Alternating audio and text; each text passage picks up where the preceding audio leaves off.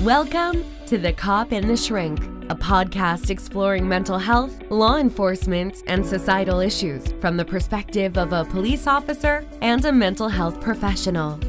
Have questions about current events, social media, mental health, or police matters? Visit thecopandtheshrink.com. Let's get this episode started with your hosts, Harold Bozeman and Dennis Carradine.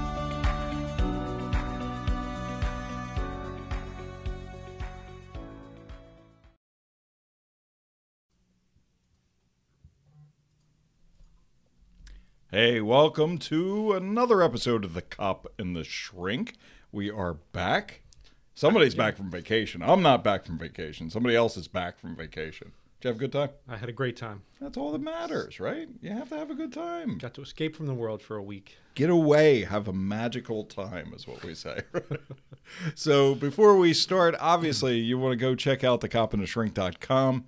Check out the interwebs. As we are talking right now, Facebook and Instagram is having a huge issue. So make sure you just go straight to the web to thecopandtheshrink.com. You could check out our YouTube. You could check out the video of the podcast. You could also check out the actual podcast itself, which is on Anchor TV and anywhere that you may have a podcast. And we have something fun today. We always have something fun. I mean, it's serious, but we have something fun. So if you're watching us on YouTube, you could see this, but I'll explain it to you. Our buddy Jim Wyatt, who is a police officer in Pennsylvania, also runs GreatCigarReviews.com. So I'll hold this card up. I don't know if you can see it. It's like right in front of my face, but GreatCigarReviews.com. Jim Wyatt over there. We have T-shirts, right? Check these out. These T-shirts that have smoking a beer on it, because who doesn't like a smoking a beer? The proceeds from the sale of the T-shirt, Jim has given us the proceeds not only for the Trauma Survivors Foundation, but for the podcast. So would this mean we have our first sponsor? Looks like we've got a sponsorship. Hell yeah, we got our first sponsor. So, GeneralCigarReviews.com. Check him out. Jim Wyatt's a great guy. He is a multi-generational cop. You might want to pull it back a little bit. It looks like you're... Oh, I'm blowing our out producer Mr. out of the way. Snerdley's I got ears. excited. Sorry about that. I'll tune it down a little bit. Now I sound like Power 99. Hey, babies, let's do a atmosphere check. It's the quiet storm. The quiet storm. So, thanks, Jim. Thank you so much. Make sure you get to GreatCigarReviews.com. He has some really great apparel. He also, as it suggests, gives great cigar reviews, and he'll give suggestions based on your palate and idea of what you like in cigars. So head there, buy a couple of T-shirts, some stickers, and they also have other T-shirts and stickers, which are great. I have known Jim for a while now. Pretty awesome guy. So thanks, Jim. We appreciate it. Couple of topics today. One, and as we think about these topics, and keep in mind, you have to understand our brains when we go through it, because we want to do something about police. We want to do something about mental health. And then I think there's a part of our brains that go into, we need to do it because it either pisses us off or it aggravates us in some way, shape, or form. And this topic, our first topic tonight, is one that pissed me off. Understandably so. Understandably. So let me tell you this story. And I had put this up on my private Facebook, and because it hurt. It was one of those weird things that just was just odd to happen. And especially at a charity event. This was a very odd happenstance. At least you were discreet enough to blur out the offender's face. I did. And just to tell everybody, before I tell the story of this, the offender that offended me, I blurred out this person's face because insult to injury isn't, ultimately is not my game. But it was so egregious that I had to say something, or at least put it out there. So here's the story with it. And let me preface the story by saying that I grew up in a nationalistic household. Okay, a nationalistic household basically meant my parents are Italian, so they believed Italians were number one and everybody else was number two. It didn't matter. If you were not Italian, you were everybody else. And so I grew up in that sense that, just Italians were better, but hey, you respected everybody else because everybody else was not Italian. It was the way it was. And so I didn't grow up necessarily colorblind, but I grew up not caring about color. It really didn't matter to me. And I think, in a world like that, you grow up to have friends that are not Italian. You grow up having friends of everybody because ultimately you're just viewing them for who they are. Right. I think it's always inaccurate to say, oh, I don't notice color. I don't notice race. I grew up. I think that's inaccurate to say. You notice. Of course you notice differences between people. But what's important is that you're able to notice the differences and still have meaningful relationships and meaningful friendships. So you notice it, but it shouldn't make a difference about what you think of a person. Right? No. Well, we've said that before, that, in the police world, right, there's police and then there's assholes. So if you're not a cop, you must be an asshole. Right? There's both kinds of people in the world. Both kinds of people. So the story of this one, and we're going to talk about it because I want to loop it back to police and what happens. So we were at a charity event. That charity event was great. It had people of different persuasions, different backgrounds, and so forth. And I was standing there with one of the owners of the business that we were at, and this older woman came in. This person comes in and starts using racial and anti-Semitic remarks as casually as she was talking about the weather, like legitimately making statements that I think in her mind I should agree with her, or this was just her thinking that because I look Caucasian, I must have the same feeling or understanding she did. So her overt statements made me so uncomfortable that I literally had to tell her that I didn't want to talk to her. I had to kind of walk away from the situation. That was how uncomfortable it was. And it was at the charity event. And then what made matters worse is at the charity event, they were several boxes of chips and snacks and goodies and all that for everybody to have. The majority of people there took 1 or 2 bags, ate them there, had their stuff, whatever, thanked us, boom, done, walked away. This gal decides to take 50 times her worth. She literally was stacking them in her arms. She went out to her car, which was a BMW. So this wasn't a woman without means, because last time I checked, BMWs are expensive. And this was a newer one. So this wasn't like, an 04 or whatever it is. This was probably 2019, 2020 BMW. She then starts stockpiling these snacks. And they were, chips, potato chips, bananas, Go-Gurt. Like, I mean, good Lord, how much does a banana cost right now? Like 10 cents? I mean, but stockpiling these and brought them out. And I'm watching the situation. I'm thinking, here is this overt racist who is hoarding stuff in the name of charity, and I'm uncomfortable with this. I'm shocked by this type of behavior, but it was so overt. But yet she didn't think anything about it. And you'll hear people start to make excuses for things like that, right? Oh, it's she's older, so it must be the time she was raised in, or she must have grown up in a place where that was okay. But I really don't believe that's any kind of an excuse, right? You grew up in that place, but you have the capability of overcoming that. Like you can grow into the truth that being overtly racist or being overtly anti-Semitic is wrong. You can learn that. You can come to the realization that these things are wrong to think, to feel, to express in public. Right. So even though you'll hear people make excuses like that, oh, she grew up in a different time or she's from a different era. I don't care where she's from. She's in this era. Right. And we all know now, the world knows now, that these things are not acceptable in a polite society. These aren't things that people should be feeling or expressing. But even if you feel that way, and here's my question to it, and this is where we go to the officer, right? Even if you feel that way, okay, say you are an overt racist. I'm not taking, let's not be silly, because racism exists. We know that. And also keep in mind that racism isn't just for one race. Racism is all race. I mean, basically you have cultures right now that look at the United States and go, you think you're racist? Hey, come here and check us out. We hold the corner on racism in different cultures. But for somebody to look at you and then decide that I am going to say this to you because ultimately I believe that you hold this opinion. I think that's the moral slap in the face.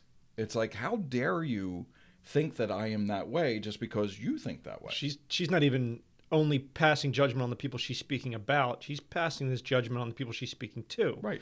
I'm a racist. I think this, so therefore you must be. So you should listen to me. That's absolutely ridiculous. So, and again, I'm still flustered by this. I really am, because look, have I experienced racism throughout my life? Absolutely. I think we all have. If you're born of a certain age, you see it directly in your face. We actually just watched The Many Saints of Newark, the Sopranos prequel, and they talked about the race riots in the late 60s, and that's where the period kind of stepped up. And I think they did, or at least David Chase did a good job of showing how kind of bad it was, And right. Critics are going back and forth about the movie. I really don't care. I thought it was pretty awesome. I love The Sopranos anyway. Shut up. Anyway, so this was more or less, here's this overt racism. So of course I think of you, my friend. Not you as a racist. Come on. I think of the officer that gets a phone call. Okay, now look, I did not do anything other than walk away from this woman, told her I did not appreciate that. And that's what I did. I walked away from this. I actually wanted to scold her like a schoolgirl and tell her, no, one snack for everybody, type of thing. But I didn't. And none for the racists. None for the racists, Everybody in the room that's a racist, please raise your hand. Ha, you right there, type of thing. I didn't do that. But what I thought is that if there was another person, and say that person was overtly racist like this woman was, and you had a citizen that took offense to it, and either made it an issue or hauled off and smacked her, like punched her. And hear that phone call, because damn right well she would make a phone call to the police officer. So this overt racist, makes a phone call. I was just assaulted by somebody. The officer shows up. And let's say, let's throw this out there. In this case, this was an anti-Semite. So let's say it's a Jewish officer that shows up. What happens? Now, this is where I started thinking. This is my psychological response to things. But for the officer, what happens? Here he comes, or she, could be either. I won't be sexist either. It could be he or she. The officer shows up, and now you have a situation of overt racism, anti-Semite, that got smacked because somebody took offense to it, and the officer now has to levy the law. So this is something that we've seen going on forever, right. But let's go back to the last 5 years. It's been really pretty prevalent. People will do or say things or carry signs that are intentionally provocative, that are designed to incite violence or incite a violent response or some kind of response from someone else. And then when they bear the consequences of their provocative language or their signage, then they want to call the police. So it's not something that's uncommon, right? It's something that we've been dealing with for a long time, and it's something that's become more and more prevalent over the past 5 years at political rallies, at protests against the police, at protests against the government, things like that. People will say and do things that are a lot of times disgusting and very racist, and they do it to try to provoke a response, to try to be provocative from someone, and then when they get attacked, they want to call the police. So I want to preface this by saying that violence as a response to language is never, ever appropriate. Right. And the person who was maybe the recipient of the hate speech who commits physical violence is still culpable for that physical violence. They will still likely be arrested and charged, made to pay restitution, made to pay fines, some, face jail time if the assault is severe enough. So there's going to be a consequence, which is to say, I can sometimes understand the response, but I can never condone it. No, of course not. There's a comedian named Steve Hughes. Right. Some of you may have heard Steve Hughes. He does a whole bit about being offended. And he says, so what? Be offended. Nothing happens, right? Being offended doesn't give you license to commit violence. It doesn't give you license to control what someone says or does. So being offended, like I said, doesn't doesn't give you an excuse to commit the violence. Now, I understand that some people respond violently to racism, especially if they've been exposed to it, if they've been a victim of it for years. It's been, it's been an ongoing presence in their life and in their world. I understand why a violent response might happen, but I can't condone that a violent response happens. But now, okay, and this is where it goes with that officer. That officer responds to it. And the officer is, in us looking back, somebody says a racial pejorative. They use the N-word. Whatever racial pejorative that they use. The officer then shows up on scene knowing that this racist person has made these statements. And say that officer, and we're just using the N-word, we're using it as the example, the officer is African-American, shows up knowing that this person is racist, and somebody is basically defending that officer. You see where I'm going with this? Okay. And so now that officer has to arrest, or at least put into custody, the person that was defending them. The person that's on the same side of the argument that they would be. Yeah. Right? I understand that. So psychologically, and again, this is where I tie it back, right? Because we do cop and we do shrink stuff. Psychologically, does that affect the officer? Does that affect the officer that is being yelled at in those racial pejoratives? And that's kind of a loaded question because obviously it affects them. But to what extent does it affect them? And is there a way maybe to kind of safeguard from getting either offended or getting angry back at that situation as an officer? So let me start this conversation by saying that Didn't we already start this conversation? We can acknowledge that there are police officers in this country. There are 900,000 police officers. Right. And there are police officers among us who act inappropriately, who respond inappropriately, who lash out, who may be racist themselves. And the people among us, the officers among us who are doing these things are weeded out as best we can, punished, fired, prosecuted, and rightfully so. There's no place in our profession. We've got this necessity in our profession, right, that you have to have barriers. You have to build up barriers to things like this. But back to your question about whether it hurts or whether it affects, yeah, there's an effect. But the police officers that I work with, the police officers that I'm proud to call my brothers and sisters, have always had the composure to allow what's happening in the street to happen, to do their jobs professionally, and then they're hurt by it or they're affected by it later, which is where peer support comes in, which is where therapy and psychology come in. We have to deal with the after effects of that. And I'm proud to say that the vast majority of the police officers that I've known and worked with are the kind of people who have that barrier, that thick skin, who are able to absorb whatever's thrown at them on the street. Some of them laugh it off, whether it's a defense mechanism, and they're going to be hurt by it later, or whether they're truly not bothered by it. Whichever the case may be, they've always been professional enough on the road to not let words affect how they carry out their duties. And I know there will be people who may listen to the podcast and say, no, cops respond violently to words all the time. Some do. And our sincerest wish, and we talked about it in several of our earlier episodes, the sincerest wish of the good cop is that the bad cop is found and fired, and if appropriate, punished. So before anybody brings up the argument, cops do respond violently and inappropriately. They do. I'm not excusing the ones who do. I would like to get rid of the ones who do. They don't have any place in our society. Right. But again, that could be, and if I look at it myself, coming back to the therapy room, okay, and let's look at that response at the therapy room. If I have an overt racist that is a patient of mine, they don't match my moral fortitude. We had talked about that, is that, a racist is only going to change if a racist wants to change. If that's not on the agenda, then they don't want to change. And ultimately, is it the responsibility of the therapist to then say, look, this is above my capabilities to work with you because ultimately I don't agree with your stance? Or, like the officer, do we just blow it off? Do we just kind of shrug it off saying it's just a prescriptive value of words?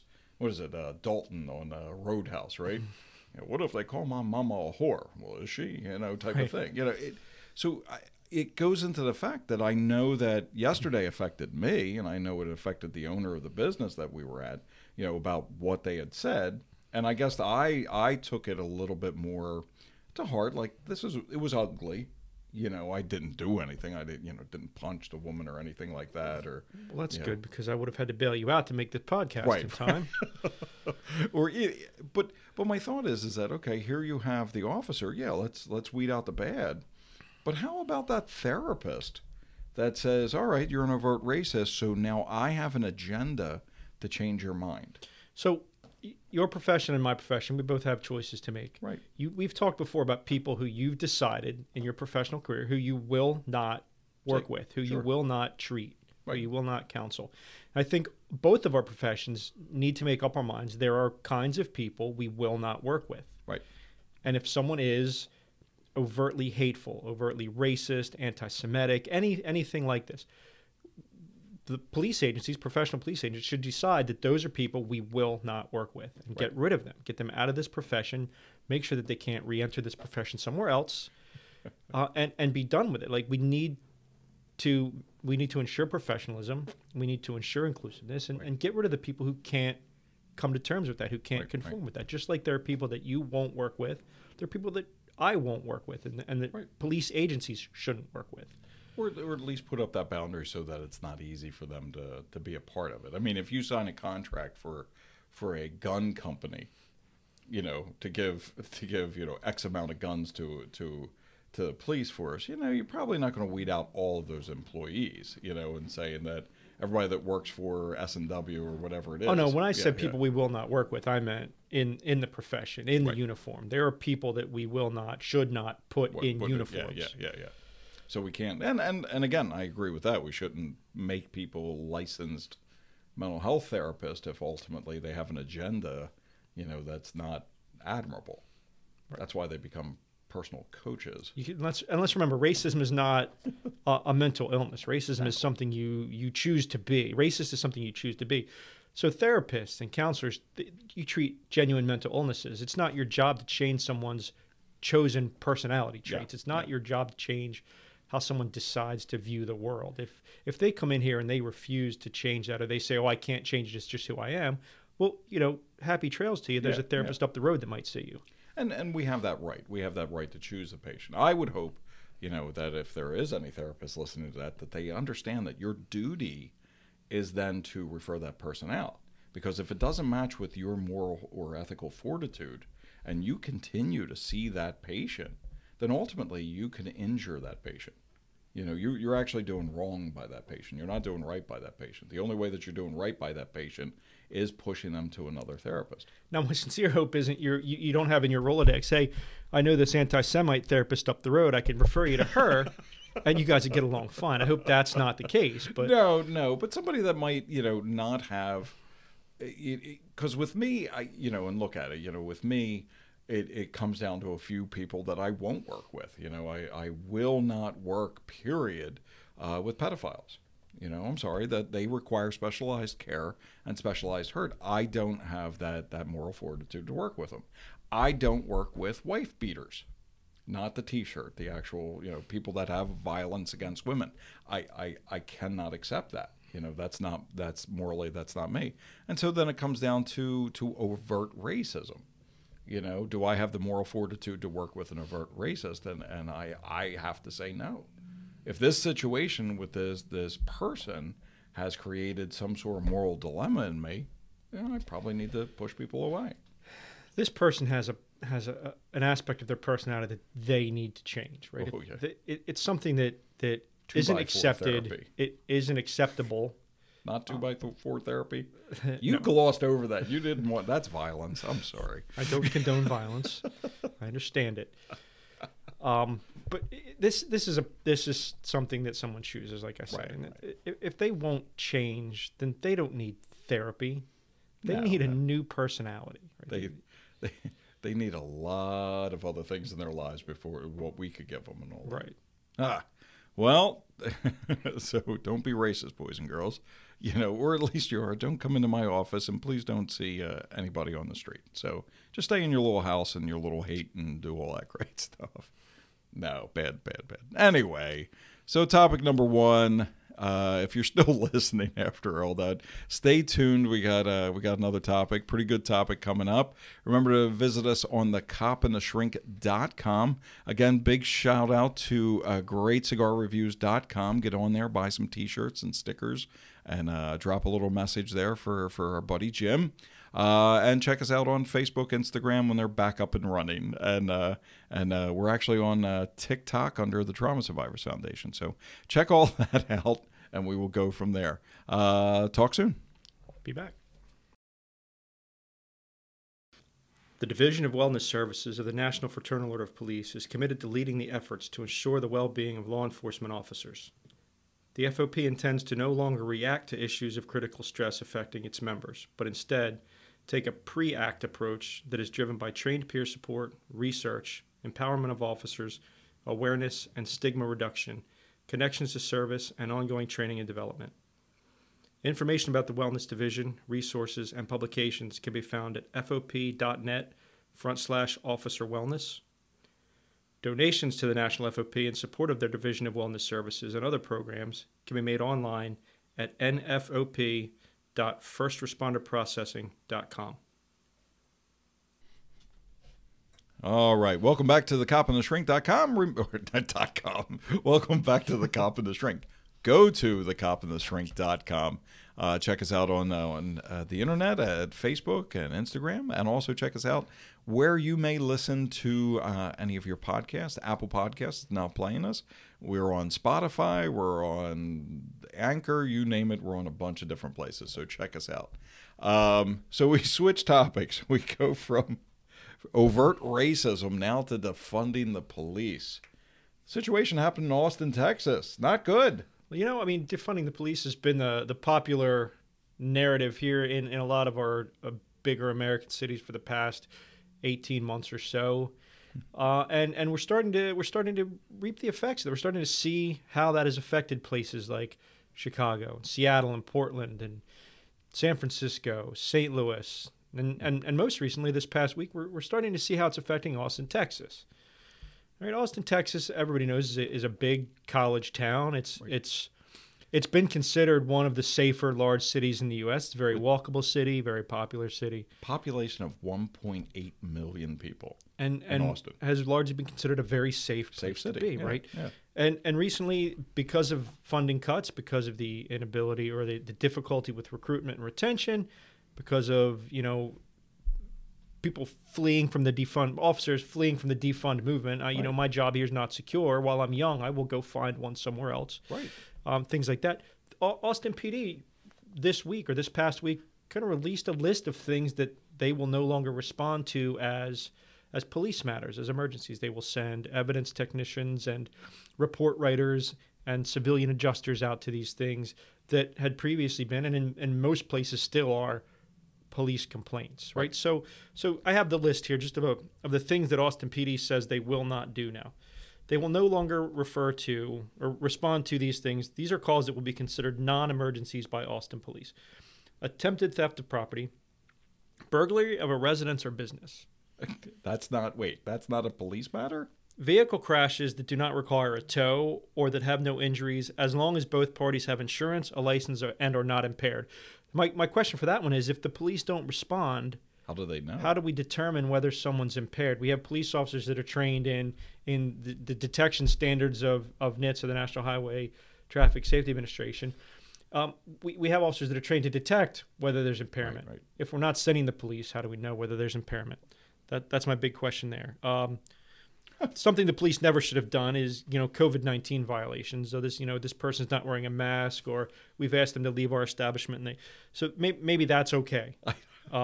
Verbal disturbances, as everyone knows, every verbal disturbance has the potential to escalate. We talked about Philadelphia, about the killings in Philadelphia outside of the steak place. Absolutely. Right? These are verbal confrontations that escalated. Over a soccer team. Yeah, right. These are verbal confrontations that escalated to homicides. Yeah. But we're not going to respond to verbal domestics in Austin or verbal confrontations on the street anymore. We'll wait in Austin because of defunding. We'll wait until the aftermath, until they escalate to a homicide. And I'm not. And don't think that I'm criticizing the leadership of the Austin PD or the officers themselves. No, this this problem falls back on the politicians. This Right. falls back on the mayor and the council, who have decided that defunding and changing the way they respond is an okay idea, right? So we're not going to respond to verbal disturbances in Austin. We're not going to respond to prostitution anymore. And there's a whole school of thought on, sex work being real work, and it should be decriminalized, like the use of marijuana, my body, my choice, that kind of thing. Fine. Maybe the police shouldn't respond to prostitution complaints. That's, those are adult decisions being made by, hopefully, if they're being made by adults and they're adult decisions, maybe that's something the police should stay out of. Suspicious person or vehicle. That seems like something that maybe should be responded to. If there's a car circling your block and slow rolling in front of your house, if there's a person outside your fence peering into your windows, that's a suspicious person. That's something maybe I want the police to come and check out, right? Well, Austin does have open carry and open container laws. So the statement from Austin PD is, if an officer is not necessarily needed, in other words, this is a crime that obviously has already been committed, and we can still get a property crime technician there to take photos, to be able to gather the evidence and provide a case number, and a way to follow up to a victim of a crime. Then that may be the most appropriate way actually to handle it, so that I can feel my officers up to keep answering the emergency calls for service, where we all have a violent crime and people that are actively engaged in criminal activity. Well, some of these things are criminal activity, right? Yeah. And some of these things have the potential to become violent crimes, but the chief of police has been given his marching orders, and these are things that the officers will not respond to. And to your point is that we cannot blame the police officer. We have to blame ultimately the politician. We have to blame the mayor, the governor, that it's allowing this to occur. When people cry for defund the police, and tell me if I'm wrong with this, is I don't think they understand those ramifications. And here we are in black and white saying, like, look, you have a suspicious person at your house. Sorry, police aren't coming. And only until it escalates. So, okay, they could burglarize your place, without harming you, but we're still not coming there because you created this. And the police didn't create this. We'll take the report after. After the fact, I'm sorry about that theft. I'm sorry that you lost your $45,000 vehicle, but we'll take the report afterwards because ultimately, sorry, you didn't want us here. Now, local to us, one of the problems that we've been seeing the past couple of years has been that vehicles are being stolen by people who intend to go commit violent crimes, right? They're stealing a vehicle that can't be traced to them. Right. And they're going out and they're committing violence. They're committing assaults, robberies, shootings, homicides in these stolen cars. So property crimes are some of these things that are tied to larger things. Well, what was it? We just had not too long ago, a couple of months ago, we had the group of teenagers. There was like 9 or 10 teenagers that ended up stealing like 14 or 15 cars out of the convenience store parking lots. Literally, this band of teenagers were stealing vehicles. So as they're stealing all these vehicles, again, it goes back to the insurance company. The insurance company gets a phone call saying, hey, I walked out of our local convenience store, which around here, Wawa, because they're the only convenience store worthwhile in the world. Indeed. That you walk out of your Wawa, your car's not there, you call the police, you call the insurance company, and they give you the money for that car to get another car, and now, okay, this isn't a crime. That doesn't make sense to me. You had your personal property stolen. That's a crime. That should be brought about to the police. Someone entered your home and stole from you. Yeah. And that's a crime.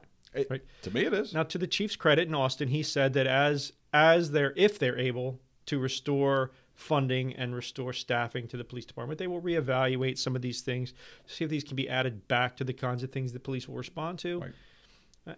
And I think that's commendable that the chief is at least committing himself to trying that. But really the responsibility lies with the politicians who think that saying defund the police is the popular thing, so that's the avenue they should pursue with their legislative agendas, and they don't realize. But popular doesn't make it right. I mean, let's be honest about that. It's easiest to say the popular thing, right? Sure. You get your votes. It's easier to say the popular thing than it is to say the right thing in some cases. It gets your votes, and it keeps you in office, and you keep rolling for this almost insanity. Well, and I know that we've done, during our lectures and trainings, I've told about my my garden variety neurotic housewife that we had once that came into my office and literally, any time that you poke somebody's desk with their finger, you know, and you poke on the desk and say, hey, you know the police, don't you? And I went, well, yeah, a couple of them, you know, type of thing. Well, you know the head of the police here.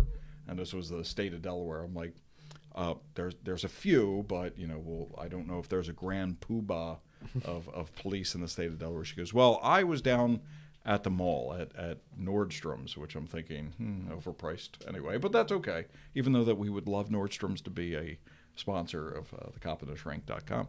But she came in, and apparently during a very nice, lovely spring day, 75 degrees out, not a cloud in the sky or whatever it is, her vehicle was broken into at the mall. Okay, there was no danger, there was no injury to her whatsoever. The person broke into her vehicle and stole change out of her cup holder. Okay, that's what happened. Pretty common. And she made it a point to tell me the kind of vehicle was a BMW X5, and that's how she referred to it as. It was an X5. So this is a nice vehicle. God, there's people with BMW. This is our second story of a BMW. I didn't even think about that. Bad people. Anyway, no, not all BMW people are bad. Although we would love the Bavarian Motor Works to sponsor the copandtheshrink.com if you're listening. So she said, she came out and she says, well, I waited, and it took the police officer 2 hours to get to me to take my report to it. And I said, well, which officers showed up to the report, knowing that it was probably the state police? And she said, the ones with the pointy hats. And I went, probably the state police. I said, do they have blue uniforms? Yes. And I said, like a kind of like a grayish blue uniform. Yes. Okay. So it was probably the state police. She goes, well, I know for a fact. And anytime somebody is poking my desk with their finger and says, I know for a fact, they're just pulling this one straight out of their ass, right? I know for a fact in the state of Delaware that police have to respond to those calls in 10 minutes or less. You've heard this law, right? Apparently done in 1847 through the chancellors of the Grand Poobah of Police in Delaware, correct? I suppose.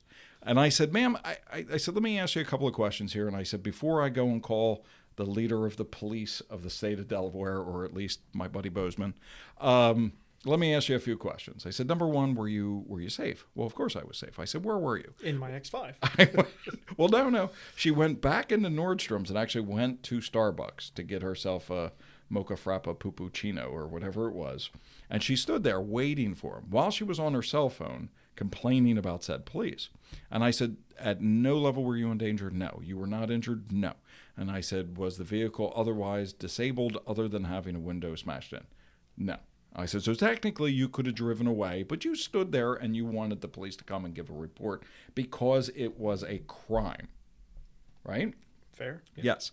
And I said, what you don't realize, and I said, maybe you don't realize this, is that state trooper was dispatched to the mall to your situation, okay, which it was probably the state troopers. They were situated.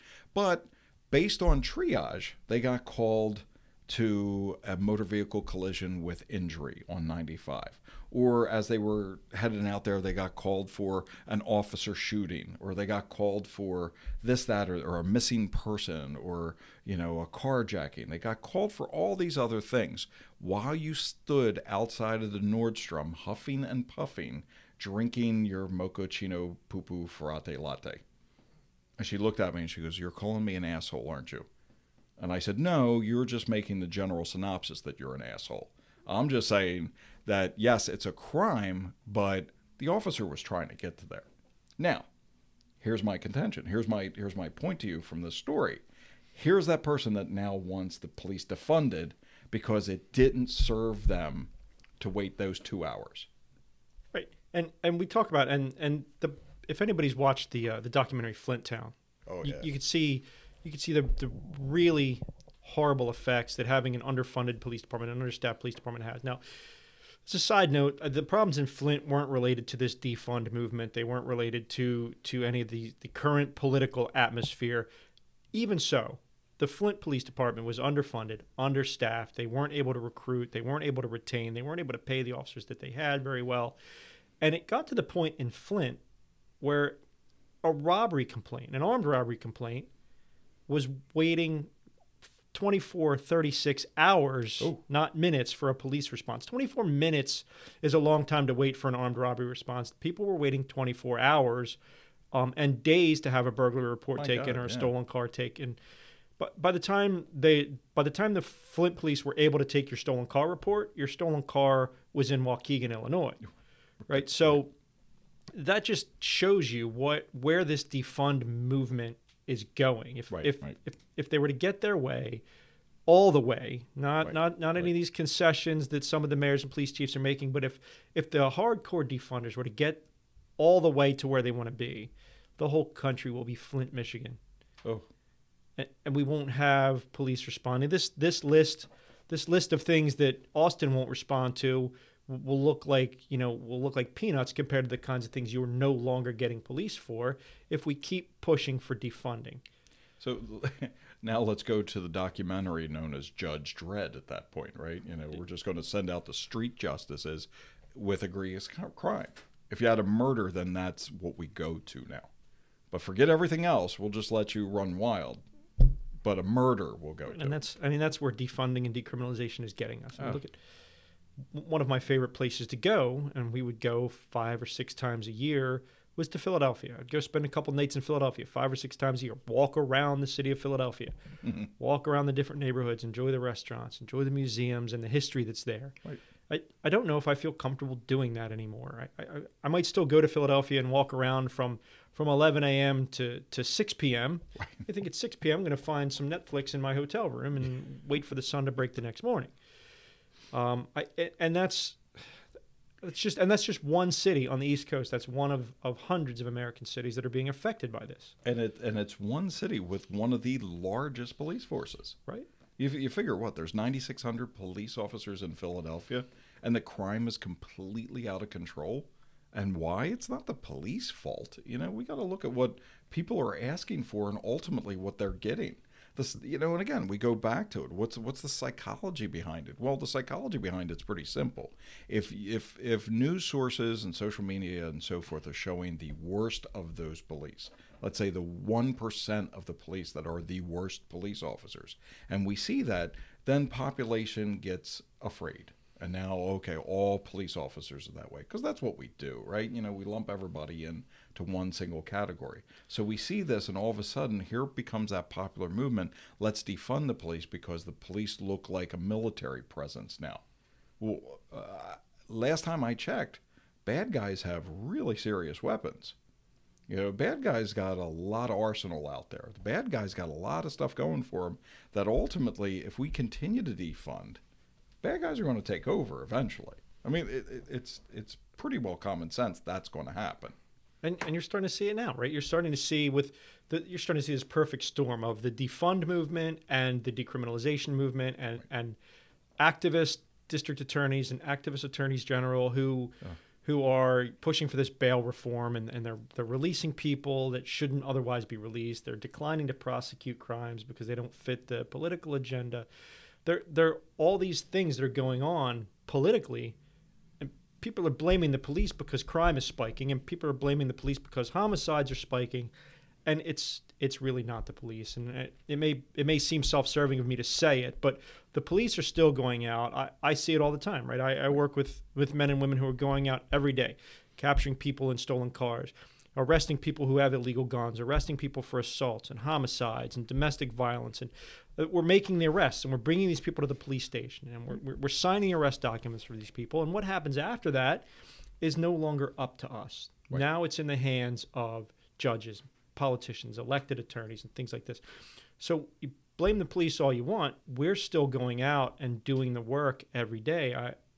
I see it firsthand. I see the officers that I work with going out and doing this work, putting in the effort, making these arrests, and the arrests go nowhere, not through any fault of the police, but through the fault of the political environment right now. Right. You give a murderer a $500 bail and say, "Oh, don't do this again." It's starting to become insane at that level. So we talked about a little-known Christian Slater movie called Cuffs, right? And we said that if this continues to happen, there was something that occurred, and I'll read it to everybody. It's been going on since 1847. It was right during the California Gold Rush out in San Francisco. It's called the San Francisco Patrol Special Police. It's a neighborhood police force authorized in San Francisco's city charter, but not part of the San Francisco Police Department. They are non-sworn private patrol persons appointed and regulated by the San Francisco Police Commission after initial background review by the San Francisco Police Department. They are assigned to or purchase a specific area or beat and charge private clients hourly rates for a variety of services. So my question here is that if we continue to defund the police, we're going to start, or at least in my mind, we're going to start seeing citizens say, well, I still want to be protected.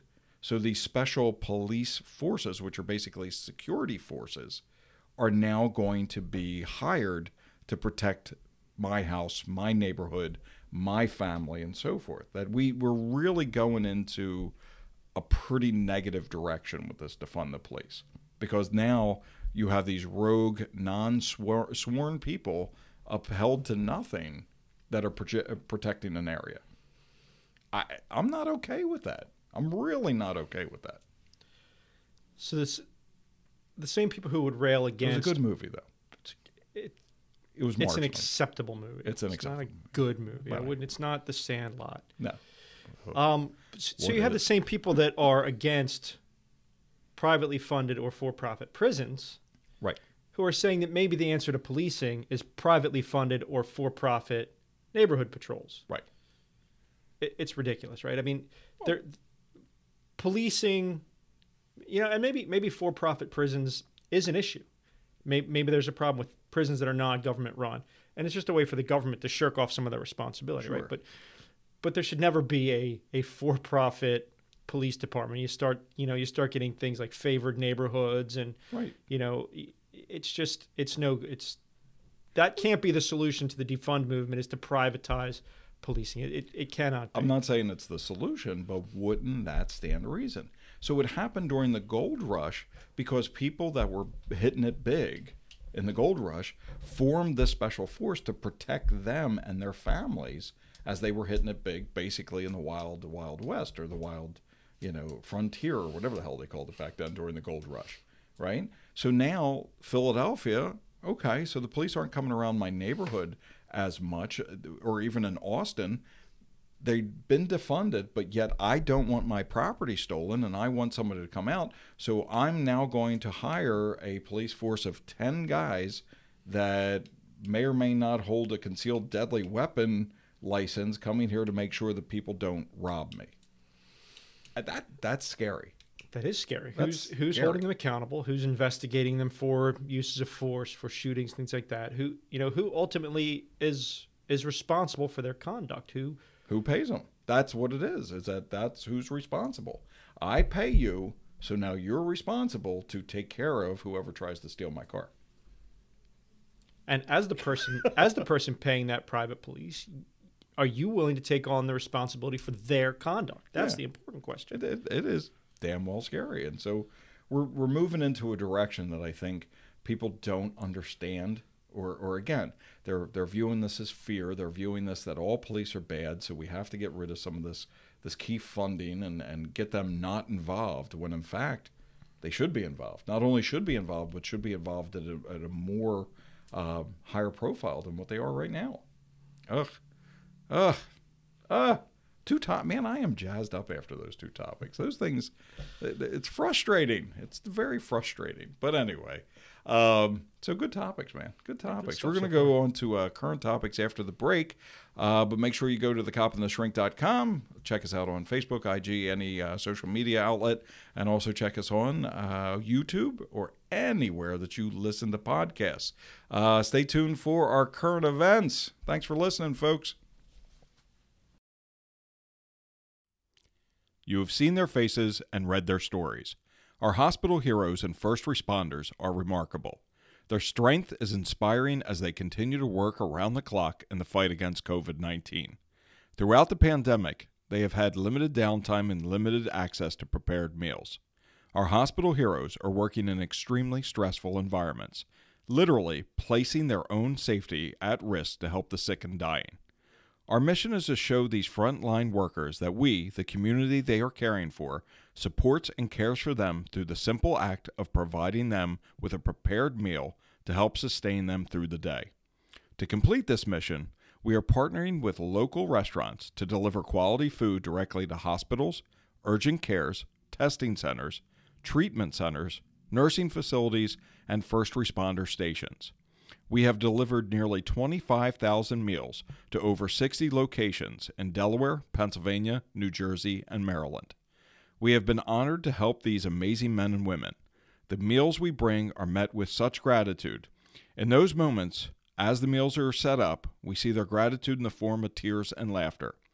A simple meal can provide hope in the face of this terrifying disease. The Trauma Survivors Foundation's Hospital Heroes Food Drive has the incredible privilege of coming into the worlds of our hospital heroes and first responders at the most difficult time in their lives. For a $6 meal donation, you can help a hospital hero and a struggling restaurant stay focused and positive through the COVID-19 pandemic. There is a light at the end of the tunnel, but we still need your help to see our hospital heroes through this fight. Our heroes are why we do what we do, but you are the how. Your donation helps us provide food and hope to our frontline heroes. Your donation makes hope stronger than fear. Text Hospital Heroes to 44321 to donate a meal to a hero. Please visit us at hospitalheroesfooddrive.org to learn more about our mission.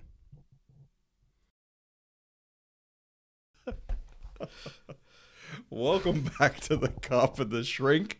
Again, find us on thecopandtheshrink.com. We're going to do the infamous plugs here for the Trauma Survivors Foundation, but a few of our beverages. You can go to the Survivors Beverage Company, get a multitude of delicious coffees and tea. We have tea now. So you can go get some tea and some K-Cups.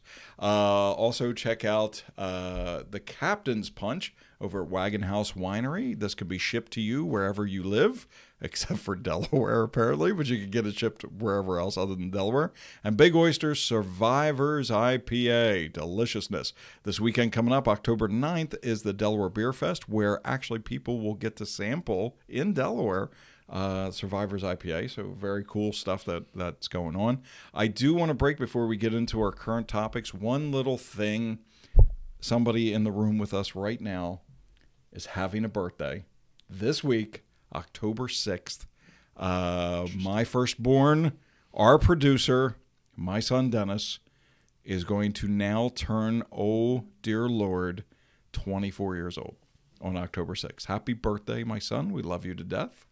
You know, we'll have a good time, get you kind of messed up, all that great stuff on the Captain's Punch and Survivors IPA. And Come in watch the morning the show, on the October Delaware Beer 7th, Fest. Hangover Cure, Survivors Beverage Company Coffee. But happy birthday, Dennis. Thank you again for helping us out here. We definitely love you. So best wishes for another great year around this world. Cool? He's just smiling. He just gave me the finger. That's horrible. No, he didn't. He's a great guy. So anyway, Harold. Yes, sir. Jesus. Let's talk about some of these topics that we were writing down. So I heard something, and now we're starting to get silly.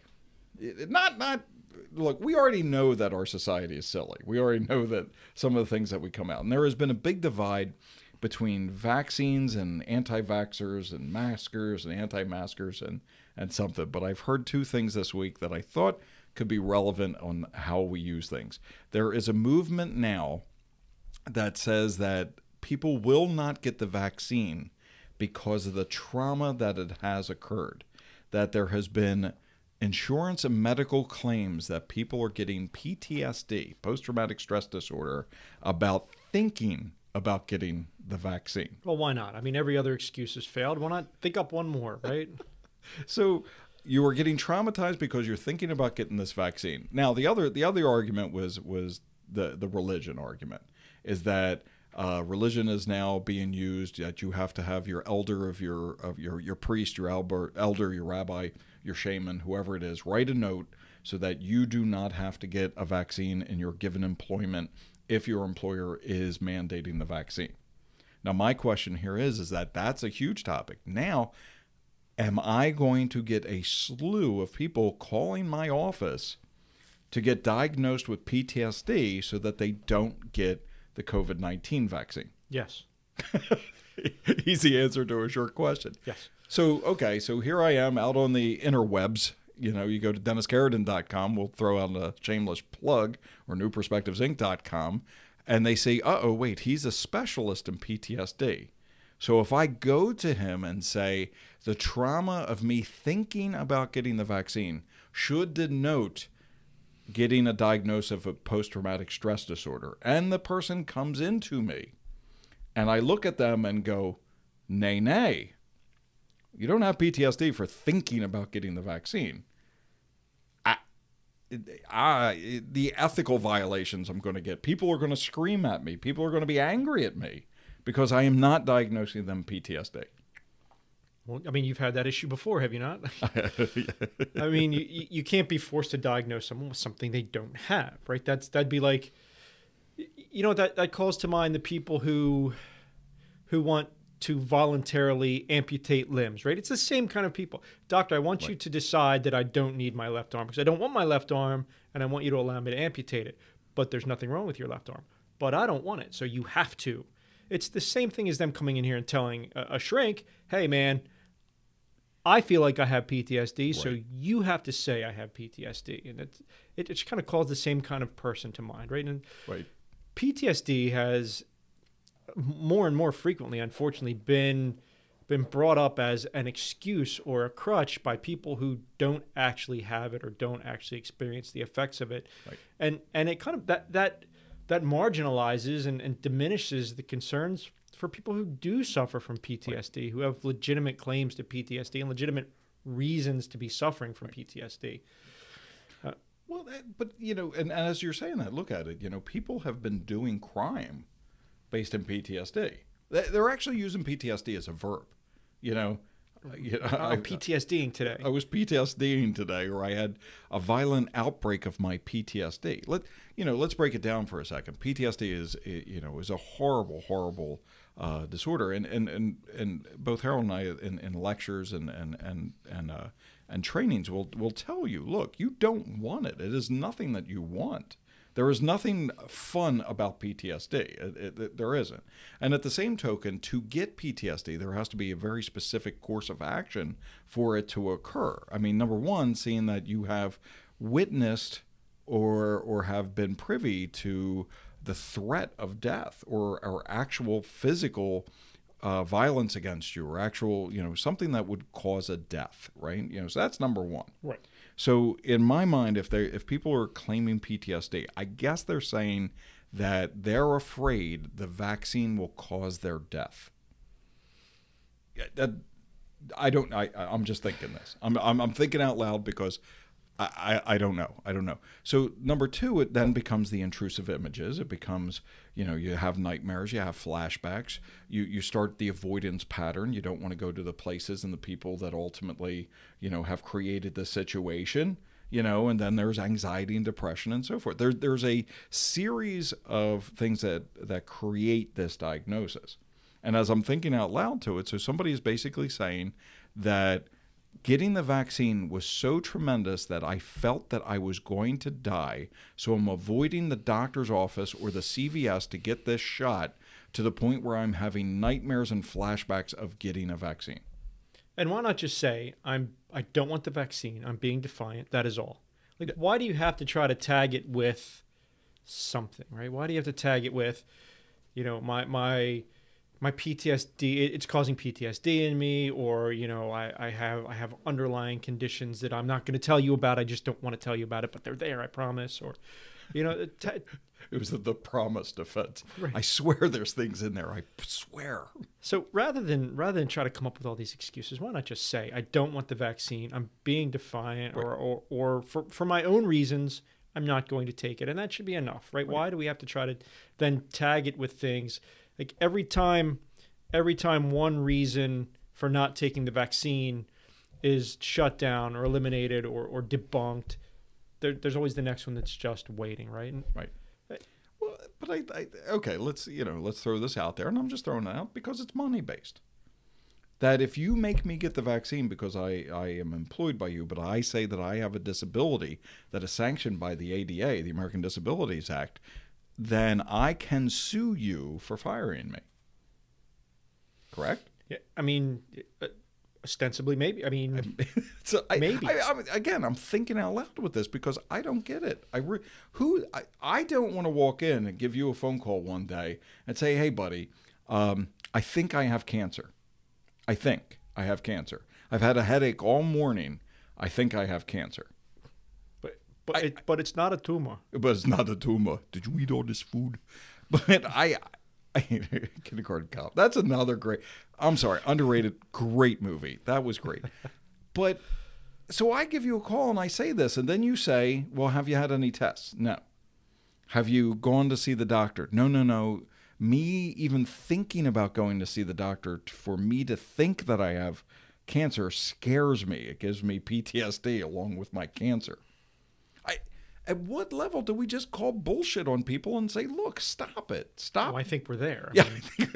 I think we passed that last week, it's right? none of my business whether you have had the vaccine, whether you want the vaccine, or why you don't want the vaccine. None of my business. Just tell me I don't want the vaccine. I don't want the vaccine, Right? Or don't tell me anything, and I don't ask your vaccine status. I mean, I understand that there are employment ramifications now. We've had one of the biggest healthcare providers, the biggest healthcare provider in Delaware, lost almost 200 employees. Yeah, 150 employees walked out because of their vaccine mandate. Now, those people made their choice. Right. I don't know how many of them now have PTSD because they lost their jobs to not taking a vaccine, but people have made their choice, right? So make your decision and live with it, but don't try to tag yourself with a mental illness that does negatively impact millions of people. Right.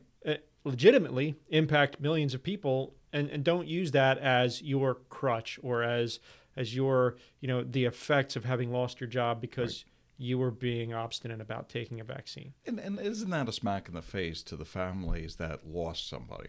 We're over the 700,000 mark. We're actually over the Spanish flu deaths based on COVID-19. We're over that many deaths.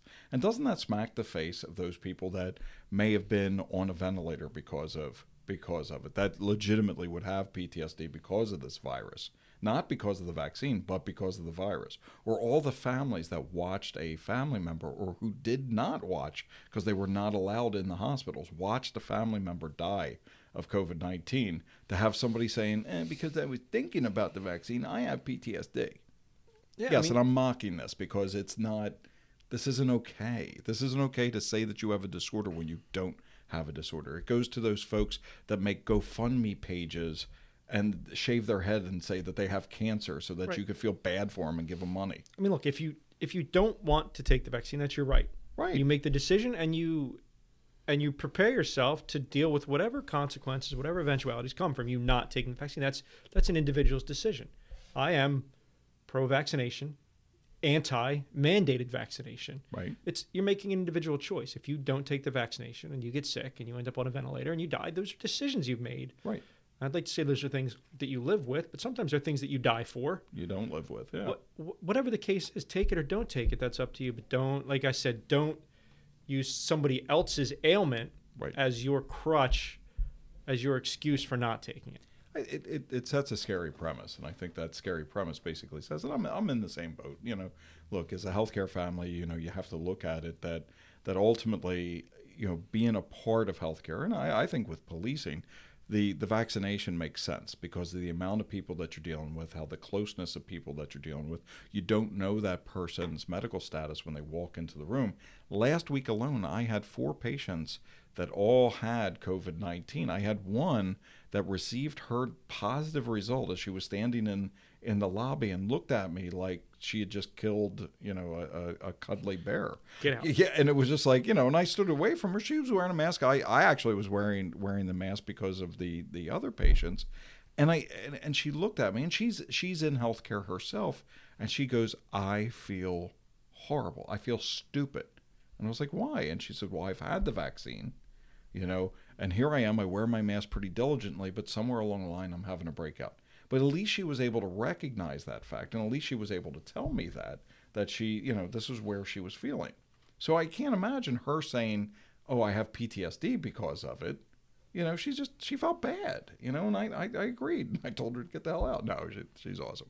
So, so I think maybe the reason we've resorted to using PTSD as an excuse because it's this amorphous thing, right? That you don't really, there's no physical symptom of it. Right. There's really, it takes a lot of therapeutic interaction, a lot of time to identify and diagnose. Right.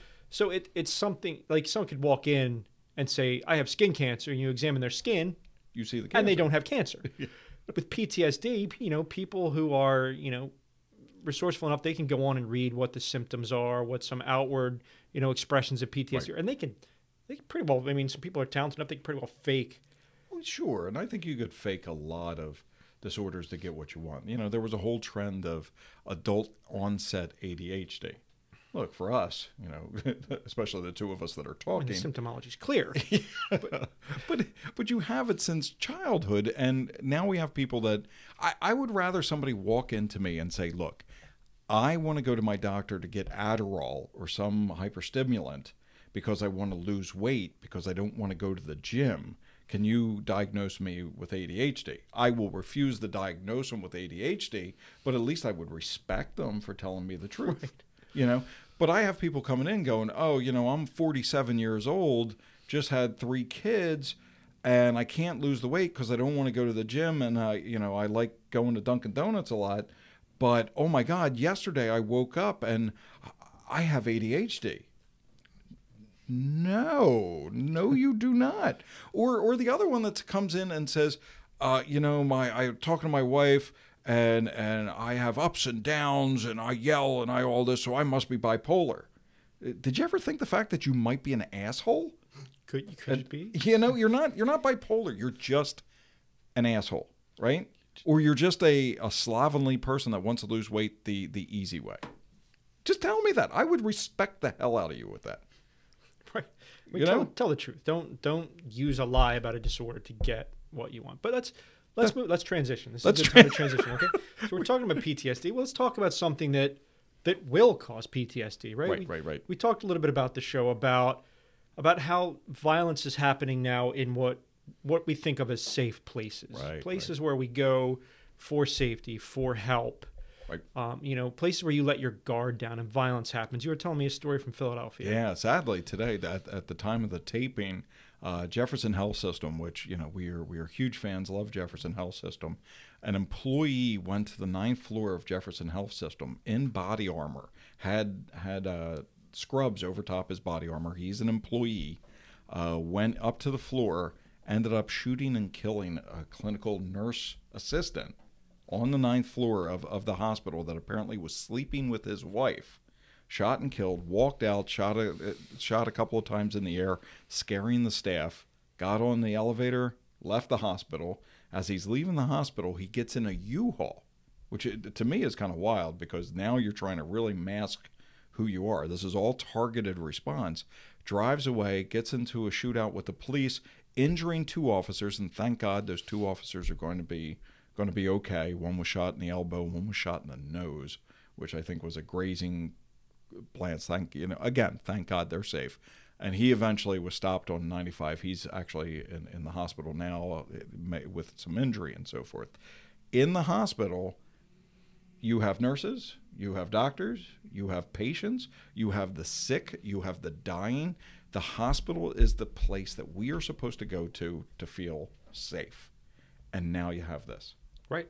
And one of the things that we talk about when we train people about acute traumatic stress and about post-traumatic stress, critical incident stress. We talk about the things that affect people the most strongly seem to be the ones that shake your expectations, right? The things that happen that go completely against what you would think is the norm. Right. Like a shooting inside the 9th floor of a hospital. Like you think of this person didn't kick open the lobby doors and spray the triage desk. This person got into the hospital, got up to the 9th floor, shot people who were working well within the confines of the secured part of the hospital, right? Like, I mean, I know you can't walk into the Wilmington Hospital without a key card or an access code. You can only get but so far. But he had that.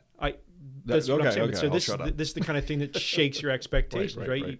Anybody who's been to a hospital knows you can't get but so far in Right. without an escort, without somebody who has access. Right. So you feel like you're on the 9th floor, in the treatment ward on the 9th floor, in a room behind the core, behind the nurses at the desk.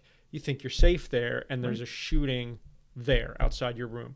That is completely unexpected, very uncommon, and that's the kind of thing that'll give the PTSD. Right.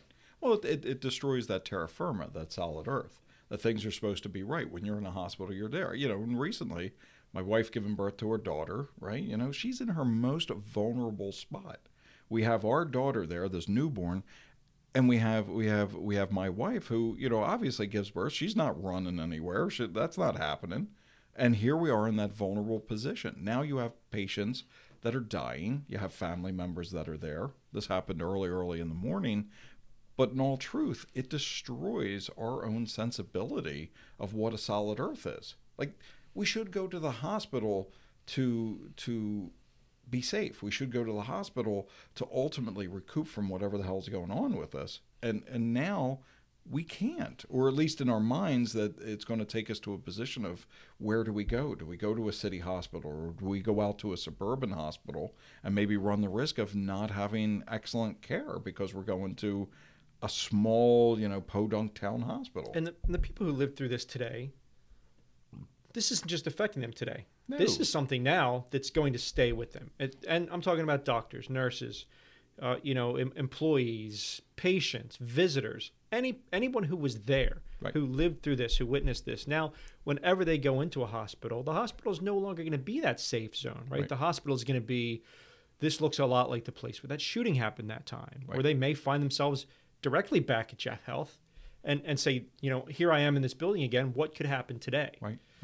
So- your own nervousness and anxiety would drive you insane. This is something that they will now always carry with them. Right. This is where your real PTSD comes from. This is something you can flash back to, that you could can use this as a ruminate verb. on, right? This is your real PTSD. It has nothing to do with a little needle. This is a guy shooting inside your safe space. This is actual death. This Right. is that threat of death, because you didn't know what this guy was going to do. It goes back where at the 4th anniversary of the Mandalay Bay shooting, is that any time that people go back to Las Vegas in that area, do they have those flashbacks? That's real PTSD. When you have the worst single gunman shooting in the world, or in the United States at that point, that is the real PTSD. You're having flashbacks, you're having nightmares, you're having difficulty with life. And now we're in a safe place, whether it's a concert, whether it's a school, whether it's, again, at a hospital. This safe place gets blown out of the water. And so where do we go? Do we start seeing people refuse medical treatment because they're afraid to get shot in the hospital? Or put off medical treatment longer than they rightfully should and Right. get worse. Because we've already done that. Because for they're trying 19 to months. overcome the challenge. They're mentally, that mental block that they have about going to the hospital. Even, is this something I can get through on my own, or do I have to go back to that hospital? It's a mind blower with this stuff. It's a mind blower. But let's continue to defund the police. Let's go back to that. Let's continue to defund the police. Circling back. Yeah, circling back to that one. We'll defund the police a little bit more so that a shooting at a hospital doesn't cause us to write a report until 3 days later. Yeah, I mean, now small comfort to the people who experienced it, the witnesses, the hospital administration, the staff. Small comfort to them. This person is in custody. Right. The police did their work. Right. Took this person into custody. He's alive. He can be prosecuted. Right. Now we just have to worry about what Jim Kenney's going to do Right. with the prosecution. Krasner's going to do. With the activists in the judiciary, and the activists in the DA's office are going to do with this person. We just came up with 3 other topics right there, because that ultimately creates that system where you feel let down. You just feel like these things can occur and there's nothing that's going to change. It's actually just going to get worse. So we'll be afraid to go to the grocery store because somebody has a problem with the raising inflation rates, and all of a sudden just start shooting people at a grocery These store. tomatoes are too damn expensive. They actually are. But again, I think it's just kind of wild that we're living in a world where this behavior is not going away; it's amping up. And there's no real like apex in sight. There's nothing that says that ultimately we're going to turn a better corner. That's not what we're seeing. We're seeing worse and worse. I've stopped saying this is probably as bad as it can get because the world says, hold my beer. Yeah. Right? The world, so I've stopped even thinking that this is as bad as it can get. It's when you think something else is going to occur, it occurs. And look, and our point, and especially for the folks that are a part of Jefferson Hospital, look, our hearts go out to you. Obviously, the employee assistance program is involved up there. Pastoral care is involved. But, anybody that's feeling a certain way because of things that are going on, remember, mental health care is out there. So make sure that you get online, and find a provider in your area. If you are experiencing symptoms of PTSD, and we will not throw that out that it is not real because we obviously know it's real. If you are experiencing that because of events like this, make sure you're getting help. Don't suffer in silence. And whether you're a police officer, whether you're a lay person, whether you're another therapist, don't allow this stuff to fester. Get out there and literally get yourself some care because it is out there. It's out there. Cool. And with that, it looks like that'll be a wrap. Let's go for the other episode of The Cop and the Shrink. Remember to follow us, thecopandtheshrink.com, where we're putting this stuff out weekly, or when my colleague here takes another vacation, because I'm not going to retire until I'm 98 years old, I think. Oh, my God. She's gorgeous, though. I got 3 good-looking. God bless.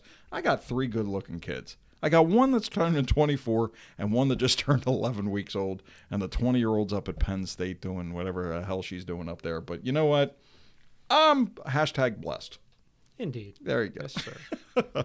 Remember, choose thecopandtheshrink.com when you go on to the web. Go to Spotify, Apple, wherever you might listen to a podcast, and come in weekly and check us out and drop us a line. We have topics all the time, but we'd love to hear from you, so drop us a line at thecopandtheshrink.com. Have a great week, folks, and we will talk to you soon.